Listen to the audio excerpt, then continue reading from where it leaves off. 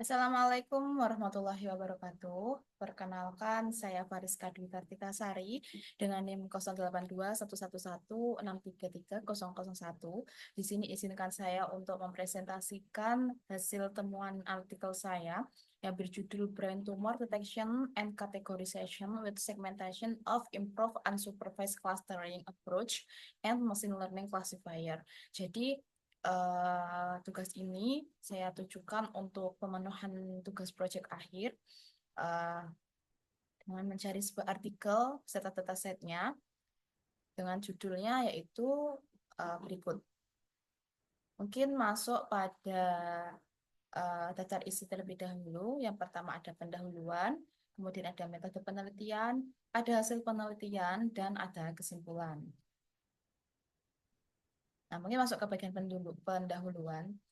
Tumor otak dapat menyerang pada usia bebas. Jadi kayak dia nggak mematok usia tertentu. Jadi tumor otak ini bisa menyerang usia berapapun dengan insidennya itu lebih tinggi pada anak-anak dan pada lansia gitu. Nah, gejalanya itu bervariasi entah dari segi lokasinya atau entah dari segi ukuran tumornya. Sehingga perlu dilakukan diagnosis dini untuk meningkatkan peluang kesembuhan. Nah, MRI dan CT scan itu telah digunakan untuk mengidentifikasi tumor. Namun, pendekatannya itu kurang akurat, sehingga diperlukan sebuah teknologi seperti Kamin dan Fuzzy Chemins atau FCM untuk mensegmentasi tumor. Nah, tumor itu diklasifikasikan menjadi 4 kelas, yaitu ada tumor jinak yang berada pada kelas 1 hingga kelas 2. Kemudian dia itu dapat dioperasi. Ada juga tumor yang di kelas 3 dan kelas 4 sudah termasuk tumor ganas yang memerlukan terapi kombinasi, jadi seperti kemo dan lain-lain gitu. Nah, kemudian dari itu algoritma FCM ini nantinya diharapkan dapat meningkatkan dan menawarkan akurasi tinggi dalam mendeteksi tumor, entah tumor kecil, entah tumor yang sudah besar, untuk mengatasi ketidakpastian ukuran tumor dan mengurangi pengaruh noise sehingga memberikan hasil diagnosis yang lebih cepat dan lebih akurat untuk meningkatkan kualitas terhadap pasien. Oke, di sini pada artikel menggunakan metode penelitian yang pertama itu ada pengumpulan dataset, ada image processing, ada segmentasi, ada fitur extraction, ada fitur selection, ada klasifikasi, dan yang terakhir yaitu pastinya evaluasi performa. Nah, berikut merupakan skema diagramnya di mana preprocessing ini akan meliputi resize, absolute mean deviation, dan kurtosis. Terus kemudian segmentation ini meliputi ada inisialisasi gray level dan square metric, ada extract feature, ada segment break image, ada update cluster, dan ada update member of function. Kemudian pada efektor extraction ini mulai dari ukurannya, mulai dari warna, dan mulai dari uh, tekstur gambar. Kemudian masuk ke bagian klasifikasi, itu pastinya diklasifikasi menggunakan apakah gambar tersebut termasuk tumor, apakah termasuk tumor glioma, menioma, pituitary, atau bahkan gambar tersebut tidak terklasifikasi sebagai tumor otak. Kemudian masuk ke bagian penelitian metode penelitian lebih lanjut untuk pengumpulan dataset. Dari penelitian ini menggunakan sumber dua yaitu ada Fixer dan Kaggle. Nah, untuk Fixer sendiri, jumlah tumor meningioma itu ada 708 data, pituitary ada 930 data, glioma ada 1426 data. Untuk Kegel sendiri, jumlah meningioma itu ada 306 data, pituitary-nya ada 300 data, gliomanya ada 300 data, dan yang tidak teridentifikasi tumor itu ada 405 data. Berikut merupakan gambar tumor glioma, ada meningioma, dan pituitary. Jadi, memiliki perbedaan dalam segi gambarnya dan bentuknya untuk setiap macam-macam nama dari tumor tersebut begitu. Kemudian Selanjutnya yaitu image preprocessing. Pada penelitian ini, peneliti mengusulkan metode peningkatan kontras hibrida dengan meningkatkan deviasi rata-rata absolut atau absolute mean deviasi dan fungsi kurtosis seperti yang telah dijelaskan tadi. Nah, pendekatan ini digunakan untuk meningkatkan kontras tumor otak dan membuat gambar otak itu lebih jelas, lebih berguna untuk dilakukan pemrosesan lebih lanjut. Selanjutnya yaitu segmentasi. Segmentasi itu sangat penting karena untuk menganalisis gambar MRI yang sangat dibutuhkan untuk mendiagnosis penyakit. Pada penelitian ini mengembangkan algoritma fuzzy K-means yang akan ditingkatkan dengan perhitungan jarak berbobot, kemudian ada pembaruan interaktif, ada strategi dari berbagai klasternya. Nah, algoritma ini mampu menangani segmentasi, menangani variasi kompleks gambar, meningkatkan presisi, dan memberikan hasil yang pastinya lebih akurat. Sehingga dari ini memiliki keunggulan yaitu adaptabilitasnya terhadap data itu lebih kompleks, terus memiliki ambang batas yang dinamis, terus kemampuan mempertahankan fitur itu juga sangat penting pada saat proses segmentasi berlangsung. Nah, selanjutnya yaitu proses fitur extraction. Pada penelitian ini melakukan fitur extraction pada bentuknya, kemudian eh, tekstur, dan warna yang relevan untuk mempresentasikan gambar tumor otaknya. Nah, pada penelitian ini menggunakan fitur matrix yaitu Gray Level Coherent Matrix atau GLCM untuk menganalisis tekstur gambar tumor otak. Ukuran-ukuran seperti homogenitas, disimilaritas itu dihitung berdasarkan tekstur gambar. Dan nantinya dari matriks tersebut akan menentukan frekuensi relatif pada saat gambar diproses gitu. Kemudian ada fitur selection.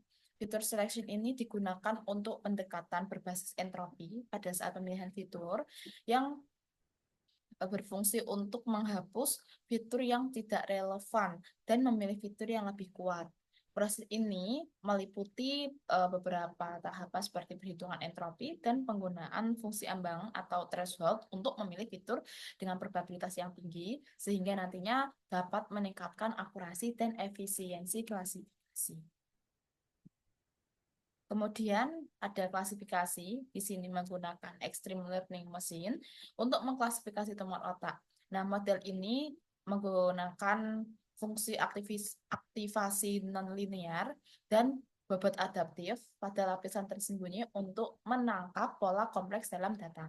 Sehingga nantinya LLM ini dirancang untuk mencegah overfitting dan membatasi jumlah not tersembunyi.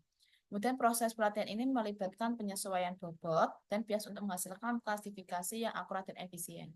Selanjutnya yaitu evaluasi performa. Di sini evaluasi kinerja model klasifikasi tumor otak menggunakan 4 matriks, yaitu ada akurasi deteksi positif, recall, kemudian ada Evans score, dan ada precision.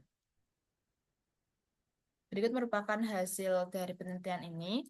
Untuk segmentasi sendiri, gambar di bawah, kolom A dan kolom B ini menunjukkan gambar asli dari tumor. Nah, untuk kolom C dan sampai G ini merupakan gambar yang diproses menggunakan pendekatan seperti MLT, Cummins, IPFCM, PSO, dan GTV-CAT. Kemudian untuk kolom H ini diproses menggunakan pendekatan yang sudah diusulkan yaitu mirip dengan ground truth pada gambar MRI.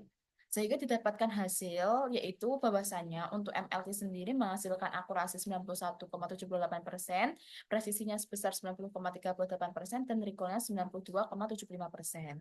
Untuk Kamin sendiri menghasilkan akurasinya itu sebesar 92,53%, presisinya 94,57%, dan recallnya itu 94,99%.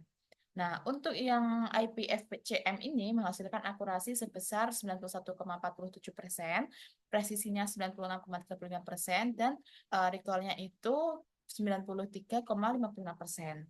Lalu untuk ESO menghasilkan akurasi sebesar 89,55%, presisinya 83,73%, dan recallnya sebesar 84,57%.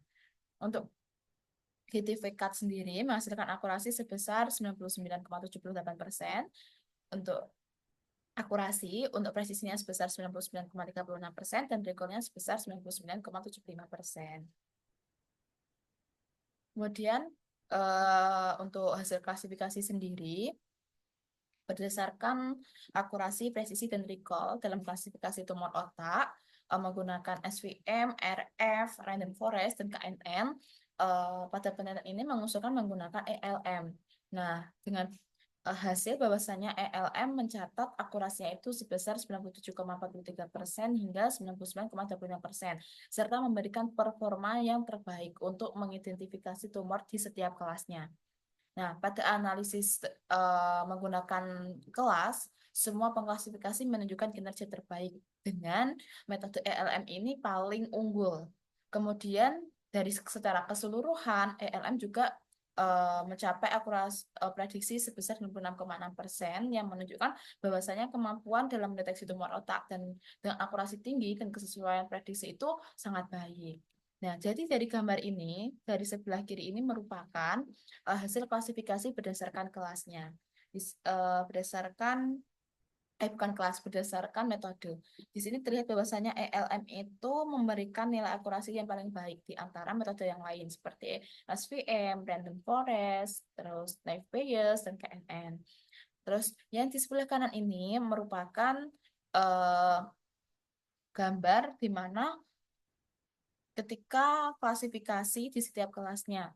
Untuk ELM sendiri, yaitu yang berwarna biru ini, menunjukkan bahwasanya nilainya itu paling tinggi di antara eh, nilainya paling tinggi gitu dari setiap kelasnya. Jadi sudah diwakilkan untuk misal kayak ini di kelas yang tidak terdeteksi tumor, terus di kelas tumor pituitary, kelas pituitary, terus juga kelas menioma, dan ada pada kelas glioma. Jadi untuk gambaran sebelah kiri ini tuh berdasarkan metode, kalau yang sebelah kanan ini di setiap kelasnya. Jadi tetap menunjukkan bahwasanya ELM itu merupakan metode terbaik. Oke, mungkin masuk ke bagian kesimpulan. Pada penelitian ini, pendekatan deteksi dan klasifikasi tumor otak menggunakan fasi simin mengusulkan yang dapat memberikan sebuah insight, yaitu meminimalkan masalah ketidakpastian saat proses segmentasi gambar MRI dan mengurangi kompleksitas komputasi untuk mengidentifikasi detail. Nah, kemudian didapatkan kinerja model yang diajukan atau yang sudah dievaluasi dengan menggunakan metriknya, bahwasannya nilai akurasi itu sebesar 98,47%, nilai presisi 98,59%, nilai recall itu sebesar 98,74%. Itu pada data Fixer. Untuk pada data di Kaggle menghasilkan nilai akurasi sebesar 99,42%, 99,75% untuk presisinya, dan recallnya sebesar 99,28%. Sehingga kesimpulannya bahwasanya model yang diusulkan untuk meningkatkan diagnosis tumor otak dengan mendeteksi lebih cepat, lebih akurat, dan waktu deteksinya juga lebih cepat dalam mengekstraksi fitur, mengekstraksi bentuk, mengekstraksi warnanya, sehingga model LM ini memberikan performa yang terbaik pada saat proses klasifikasi ini. Jadi dalam mengimplementasikan model yang telah diusulkan, MRI dalam mengimplementasikan model yang telah diusulkan untuk mengevaluasi dataset pada MRI akan menggunakan model deep learning untuk meningkatkan model yang lebih lanjut. Mungkin itu saja yang bisa saya sampaikan. Apabila ada salah katanya, saya mohon maaf yang sebesar-besarnya. Wabillahi taufiq wal hidayah. Wassalamualaikum warahmatullahi wabarakatuh.